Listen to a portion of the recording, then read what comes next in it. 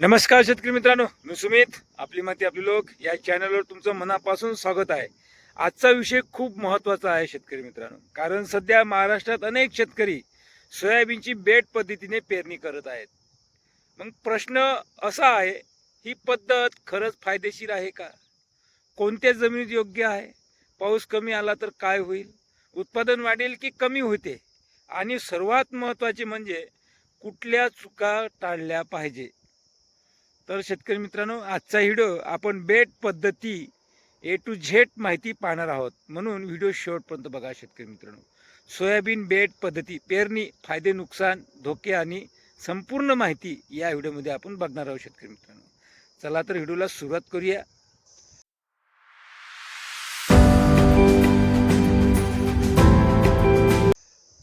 तर बेड पद्धत म्हणजे काय? सर्वात महत्त्वाचा प्रश्न येते शेतकरी मित्रांनो, बेड पद्धती म्हणजे काय? शेतात उंच वाफे किंवा बेड तयार केले जातात आणि त्यावर सोयाबीनची पेरणी केली जाते. दोन बेडमध्ये सरी ठेवली जाते, जेणेकरून अतिरिक्त पाणी बाहेर जाईल. यालाच बेड पद्धत असे म्हणतात शेतकरी मित्रांनो. साधारण माप शेतकरी आपल्या नियोजनानुसार, आपल्या व्यवस्थापनानुसार आणि आपल्या जमिनीनुसार बेड रुंदी करतो. म्हणजे साधारण 3 ते 4 फूट, सरी 1 ते 1.5 फूट, ओळी 2 ते किंवा 3 ओळी राहतात शेतकरी मित्रांनो. ही पद्धत विशेष जास्त पाऊस आणि पाणी साचणाऱ्या जमिनीसाठी वापरली जाते. आता प्रत्येक शेतकऱ्यांची, काही शेतकऱ्यांची नियोजन वेगवेगळे असन.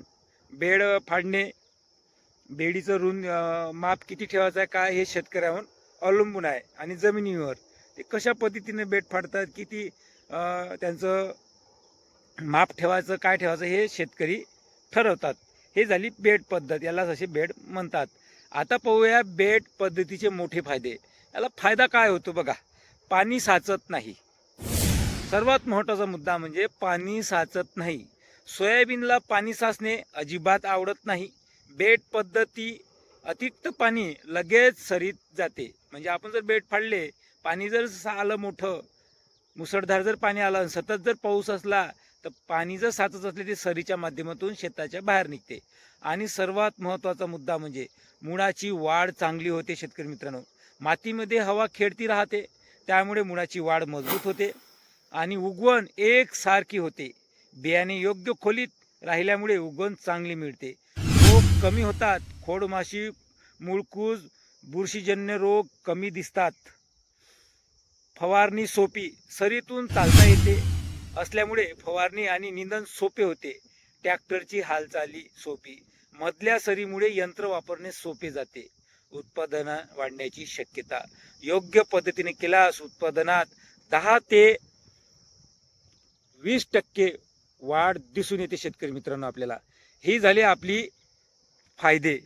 आता बघूया आपण बेड पद्धतीचे नुकसान. बघा, खर्च जास्त. बेड तयार करण्यासाठी विशेष अवजार किंवा ट्रॅक्टर लागतो. पाऊस कमी आला तर धोका. बेडवरील माती लवकर कोरडी पडते. हलक्या जमिनीत नुकसान. बघा शेतकरी मित्रांनो, हलक्या जमिनीत नुकसान होते, कारण की हलक्या जमिनीत जर तुम्ही बेड फाडले, त्या बेडमध्ये ओलावा टिकून राहत नाही. चुकीची रचना धोकादायक. म्हणजे बेड जास्त उंच केले तर पाणी टिकत नाही. ही चुकीची रचना आहे. तुम्ही जर रचना बेडची जास्त उंच कराल तर त्याचा ओलावा जास्त पर्यंत टिकू शकत नाही आणि मजुरी वाढू शकते. याला काय, काही ठिकाणी व्यवस्थापनासाठी अधिक मजूर लागतात. आता बघूया सर्वात महत्त्वाचा प्रश्न शेतकरी मित्रांनो. हा प्रश्न सर्वात महत्त्वाचा आहे. बघा, पाऊस कमी आला किंवा खंड पडला तर, हा सर्वात महत्त्वाचा मुद्दा आहे. बघा, जर पाऊस उशिरा आला, 10 ते 15 दिवसाचा खंड पडला, सतत उन्हाळा राहिला, म्हणजे सतत ऊन तपत राहिली, सतत उष्णता महान राहिली, तर काय होईल? बेड लवकर कोरडे पडतात, झाडाची वाढ थांबते, फुलगड वाढते, शेंगा कमी लागतात, उत्पादनात घट येऊ शकते. विशेषतः हलक्या जमिनीत हा धोका जास्त असतो. हलक्या जमिनीत हा धोका जास्त असतो. आता पाहूया मग शेतकऱ्यांनी कोणत्या भागात बेड पद्धती फायदेशीर राहणार आहे. शेतकऱ्यांना कोणती फायदा, म्हणजे कोण्या भागात शेतकऱ्यांना या बेडचा फायदा होईल आणि कोणती जमीन? विदर्भातील भारी जमीन, मराठवाड्यातील पाणी साचणारे भाग, विदर्भातील भारी जमीन आणि मराठवाड्यातील पाणी साचणारे भाग, जास्त पावसाचा पट्टा, ज्या भागात जास्त पाऊस होतो त्या भागाचा पट्टा, काळी जमीन, निचऱ्याची समस्या असलेली शेती, या भागात या शेतकऱ्यांना या बेडचा जास्तीत जास्त फायदा होतो. कोणत्या ठिकाणी काळजी घ्यावी? मेन मुद्दा आहे आता पाहूया कोणत्या ठिकाणी काळजी घ्यावी. कमी पावसाचा भाग, हलकी जमीन, पाण्याची कमतरता, सिंचन नसलेली शेती, या भागात काळजी घ्यावी शेतकरी मित्रांनो. बियाणे निवडताना महत्त्वाचे मुद्दे बघा. आता बघूया बियाणे निवडताना महत्त्वाचे मुद्दे. प्रामाणिक बियाणे वापरा, उगवण क्षमता तपासा, रोगप्रतिकार वाण निवडा, बियाणे प्रक्रिया, टायकोटर्मा, रायझोम, BBS कल्चर यांचा वापर केल्यास फायदा होतो. म्हणजे बियाणे निवडताना महत्त्वाचे मुद्दे आपण पाहिले. प्रामाणिक बियाणे, बिलासहित बियाणे आणा, चांगले उगवण क्षमताचे बियाणे आणा आणि रोगप्रतिकार शक्ती वाण निवडा. बियाणे प्रक्रिया करा, म्हणजे बियाणे प्रक्रिया म्हणजे त्याला औषध लावा, सावलीत पहिले पेरणीच्या अगोदर औषध लावून, म्हणजे बुरशीजन्य रोगाचा प्रादुर्भाव होऊ नये यासाठी. आता बघूया आपण ओळीतील अंतर किती ठेवा. साधारण ओळीतील अंतर 30 ते 45 सेमी, झाडातील अंतर 5 ते 7 सेमी, जास्त दाट पेरणी टाळा. आता हे अंतर, बेडाची साईज हे शेतकरीवर अवलंबून आहे शेतकरी मित्रांनो, नाही का. आपल्या म्हणजे शेतकऱ्यांची शिफारस असते, आपली जमीन पाहून शेतकरी ठरवत असतो ओढीले अंतर किती ठेवावे किती नाही ठेवावे शेतकरी. खत व्यवस्थापन, बेड पद्धतीमध्ये खताचा उपयोग चांगला होतो. सुरुवातीला DAP, NPK, सेंद्रिय खत जमिनीचा अहवाल पाहून खत द्या.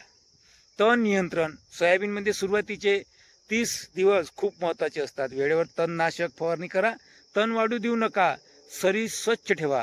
रोग आणि कीड नियंत्रण, मुख्य कीड कोणती येते? खोडमाशी, अळी, पाणी खाणारी अळी, रोग, पिवळेपणा, मुळकूज, करपा, नियमित पाहणी करणे खूप महत्त्वाचे आहे. आता हे जे रोग आहे, आपण बेडवर पेरल्यानंतर सूर्यप्रकाश भरपूर लागतो, हवा भरपूर लागतो, या कारणाने मुळा सडत नाही, पाण्याचा निचरा लवकर होतो, जमीन आवरून भेटते, वाढ होते, सर्व काही व्यवस्थित पोषण तत्व आपल्या पिकाला मिळते. बेड, आता पाहूया बेड पद्धतीमध्ये शेतकरी कोणत्या चुका करतात बघा. सर्वात महत्त्वाचा मुद्दा म्हणजे बेड फाडताना कोणत्या चुका करतात. खूप उंच बेड तयार करणे हे सर्वात महत्त्वाची मोठी चूक आहे. जास्त दाट पेरणी करणे, निचऱ्याची दिशा चुकीची ठेवणे, पावसाचा अंदाज न पाहता पेरणी, अति खत वापरणे.